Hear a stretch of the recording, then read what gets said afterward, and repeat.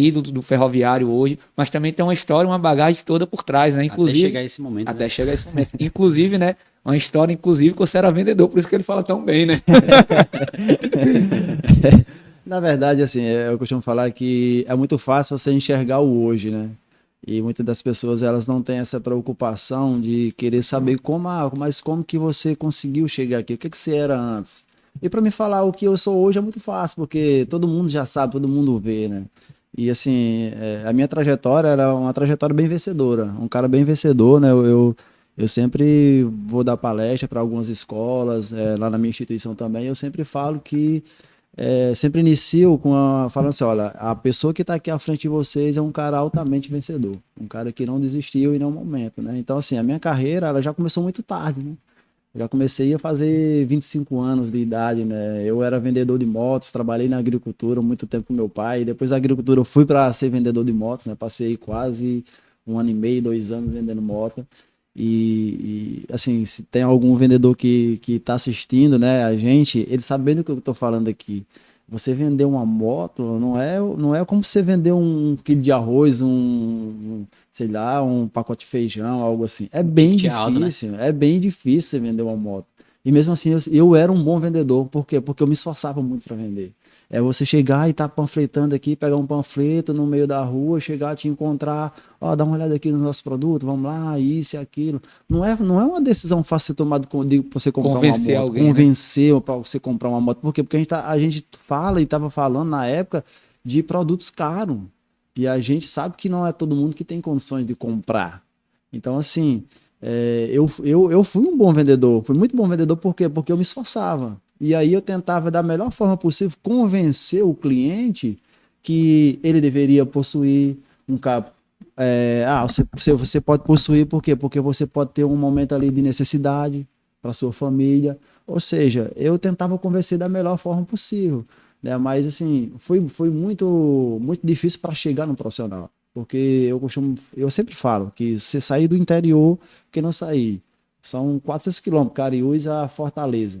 E você conseguir vencer, não é fácil, é difícil. Verdade. É muito difícil. E eu falo bem mais, vai ser raro ou quase ninguém vai conseguir fazer ou chegar onde eu cheguei conseguindo da forma que foi. Quase 25 anos. Trabalhei na agricultura com meu pai, fui vendedor de moto, larguei o emprego que eu tinha, que recebia bem, para acreditar no futebol, porque era o meu sonho.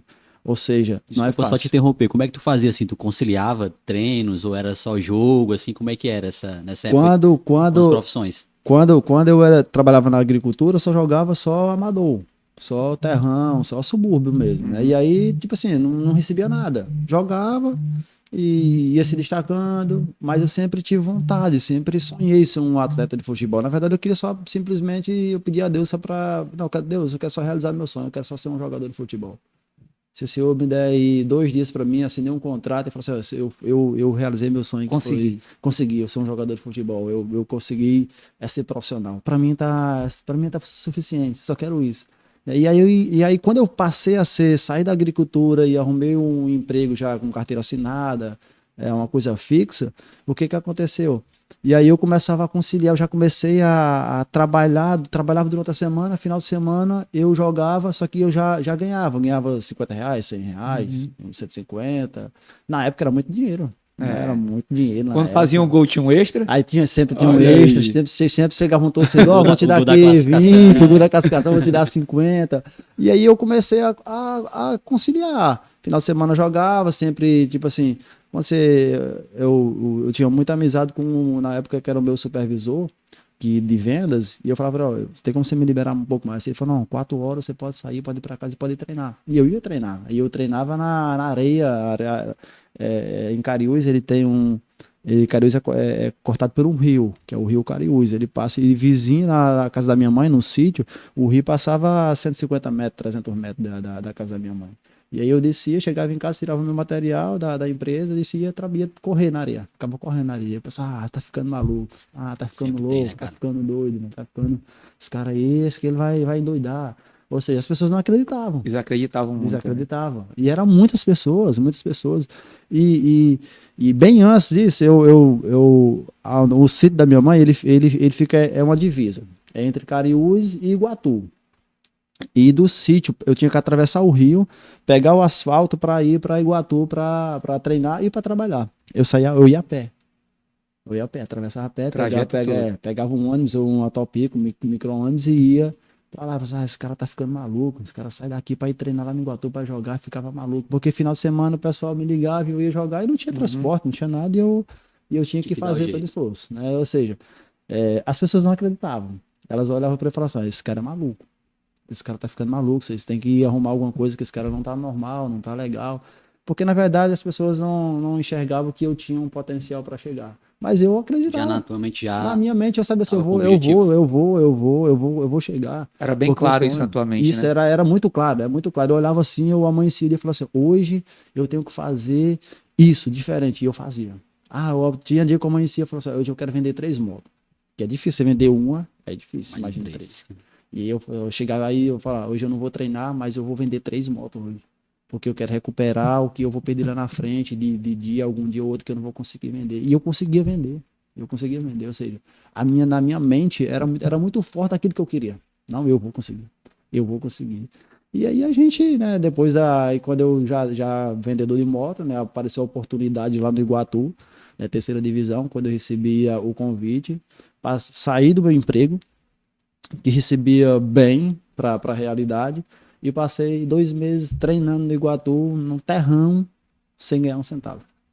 As pessoas só um sonho. Só um sonho, só sonhando. E as pessoas olhavam assim e falavam assim, como? Aí as pessoas já começaram a falar assim, ó, eu falei para vocês, esse cara não tá normal. Como é que o cara sai do emprego? Eu já falava assim, sai do emprego para jogar futebol de graça, sem ganhar nada. Mas é o sonho. Eu tô correndo atrás do meu sonho. E assim foi, 2 meses. E aí consegui assinar o primeiro contrato. Os caras me pagaram lá, acho que nem 20% do que eu ganhava, né? Vendendo moto. Mas mesmo assim eu acreditava. Eu falei, eu acredito que eu vou conseguir. Eu acredito que eu vou chegar lá. Eu tô muito próximo de realizar meu sonho aqui no Iguatu e assinar meu contrato. Tô muito próximo. Eu não vou deixar ninguém falar que eu não vou conseguir. Eu não vou escutar ninguém. E eu vou. E deu tudo certo. E foi construindo essa trajetória dentro do futebol. Porque é engraçado você falar assim, porque acontece isso muito. Eu estava até assistindo uma pregação da Hernani Dias Lopes, e ele fala assim, ó, as piores calúnias, as piores coisas que podem acontecer na sua vida é quando alguém próximo de você desacredita de você. Mais dor, né? Porque é o maior impacto que tem quando alguém que conhece você, que você sabe que você é uma boa pessoa, que se esforça, fala assim, cara, tu não vai conseguir. E quando você recebe algo como isso, você fala assim, pô, velho, eu esperava de todo mundo, menos dessa pessoa aqui. E assim, é bom você poder falar isso, as pessoas vão poder aprender um pouco mais da sua história, porque isso acontece muito na nossa vida, né? E que é o mais legal que você falou assim, cara, eu sou um cara vencedor, minha história é de vitórias. Mas para chegar nessas vitórias, houve muitos contratempos aí, de ir lá, começar a jogar bola, fazer gol, vai pro Ferroviário se destaca, vai bem, chega no Ferroviário, para começar a construir uma grande história. E foi duro, eu acredito que foi muito duro para você, né? Bem, assim, é como você fala, né? Muitas vezes as pessoas que estão muito próximas da gente, elas não acreditam. E eu ouvi isso de uma pessoa que era muito próxima a mim, e ela falou assim para mim, você não passa da ponte. E se você passar, você volta. Assim, você não passa da ponte, porque quando você sai de Cariús, ela tem uma ponte.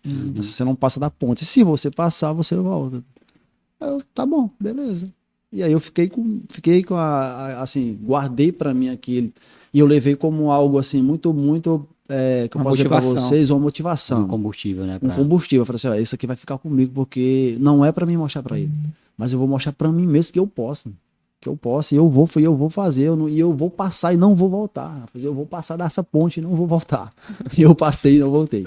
Fantástico, cara. Legal demais poder escutar um pouco mais da sua história, coisas que normalmente a gente não conhece, né, do jogador. Por isso que eu acho legal o podcast, que você consegue, né, ir um pouco mais a fundo na história do atleta, conhecer um pouco mais as diretrizes, as dificuldades, porque como você falou, assim, a maior virtude de um homem é ele acreditar no sonho dele mesmo, assim, ele ser, rapaz, eu tenho convicção que vai dar certo e vou até o fim, né, e isso você mostrou aqui, e reflete muito no que você é hoje, né, até eu tava conversando com você, cliente, nunca tive contato, assim, de conversar mais tempo, mais na beira do campo, assim, cumprimentar e tal, e ver que você é um cara que se comunica bem, que não, normalmente jogador de futebol, a primeira coisa que ele tem é medo de câmera.